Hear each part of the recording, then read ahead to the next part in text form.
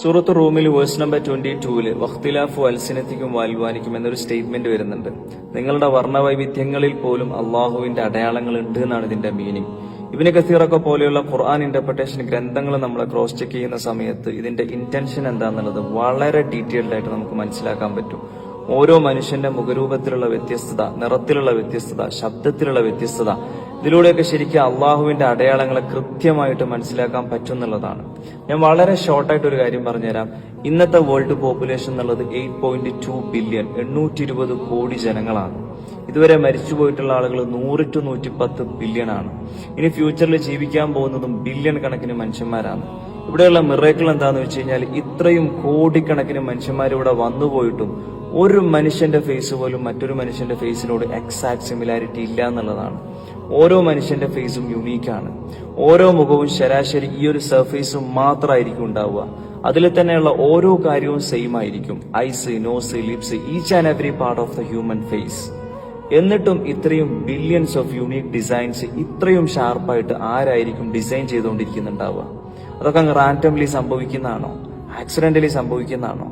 ഞാൻ നിങ്ങളോട് 1000 വട്ടം ഉറപ്പിച്ച് തറപ്പിച്ച് പറയുന്നു, ഇതിന്റെയൊക്കെ പിന്നിൽ നന്നായിട്ട് പണിയറിയുന്ന ഒരാളുടെ വെൽ പ്ലാനിങ് ആക്റ്റീവാണ്.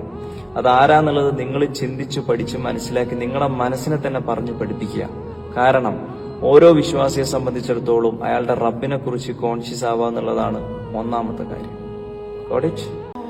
ഖുർആനിൽ ഒരു ഇന്റേണൽ മിറക്കിളാണ് ഞാൻ എക്സ്പ്ലെയിൻ ചെയ്യാൻ പോകുന്നത്. Every single human being as A unique biological identity code.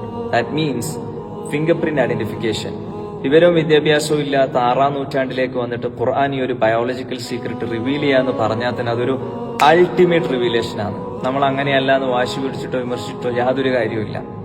കാരണം ഖുർആൻ ഓൾറെഡി അത് സ്കോർ ചെയ്ത് കഴിഞ്ഞു. സൂറത്തുൽ ഖിയാമ verse number 3 and verse number 4. അയഹ്സബുൽ ഇൻസാനു അല്ലൻ നജ്മഅ ഇളാമ.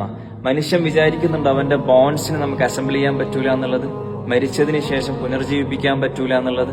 ഇസ്ലാമിനെതിരെ ചില വാദങ്ങളുണ്ട്. അപ്പൊ അതിനെ വളരെ കണ്ണിങ് ആയിട്ട് നെക്സ്റ്റ് ലെവൽ കോൺഫിഡൻസിലാണ് അടുത്ത ആയത്തിലൂടെ അല്ലാഹു തആല കൗണ്ടർ ചെയ്യുന്നത്, ചലഞ്ച് ചെയ്യുന്നത്. ബല, അതെ, ഖാദിരീനാലുസവ്യ ബനാന, അവന്റെ വിരൽ തുമ്പുകളെ പോലും ശരിപ്പെടുത്താൻ, ഫിംഗർ ടിപ്സിനെ പോലും റീക്രിയേഷൻ ചെയ്യാൻ നാം കഴിവുള്ളവനായിരിക്കും. അവന്റെ ബോൺസിനെ നമുക്ക് അസംബിൾ ചെയ്യാൻ പറ്റൂല എന്നുള്ളതാണോ എന്നുള്ള കൗണ്ടറിംഗ് ആണ്. ഇവിടെ നമ്മൾ മനസ്സിലാക്കേണ്ടത് ഫിംഗർ പ്രിന്റ്സ് എന്ന് വെച്ച് കഴിഞ്ഞാൽ ഒരു മനുഷ്യന്റെ one of the best unique identification കോഡാണ്. അത് മണ്ണിൽ ദ്രവിച്ചു കഴിഞ്ഞാൽ ആ ഒന്നുമില്ലായ്മയിൽ നിന്ന് പോലും ഒരു കറക്ഷനും ഇല്ലാതെ എന്റേതായിട്ടും നിങ്ങളതായിട്ടും റീക്രിയേഷൻ ചെയ്യാൻ അള്ളാഹുവിന് കഴിവുണ്ട് എന്നുള്ളതാണ്. ഇവിടെ നമ്മൾ മനസ്സിലാക്കേണ്ടത് ഖുർആൻ ഒരു കോമൺ ടെക്സ്റ്റ് അല്ല, it's A divine signature. Dark age എന്ന് വിളിക്കപ്പെടുന്ന 6ാം നൂറ്റാണ്ടിലേക്ക് വന്നിട്ട് ഈ ഒരു ബയോളജിക്കൽ സീക്രട്ട് ഒക്കെ റിവീൽ ചെയ്യാന്ന് പറഞ്ഞു കഴിഞ്ഞാൽ ആ ഒരു കോൺഫിഡന്റ് ലെവൽ ഏതാ റേഞ്ച് എന്ന് നമ്മൾ ചിന്തിച്ചു നോക്കിയേ. കാരണം തെറ്റാൻ പാടില്ല. തെറ്റിയാൽ ഖുർആനിന്റെ ക്രെഡിബിലിറ്റി ലോസായി.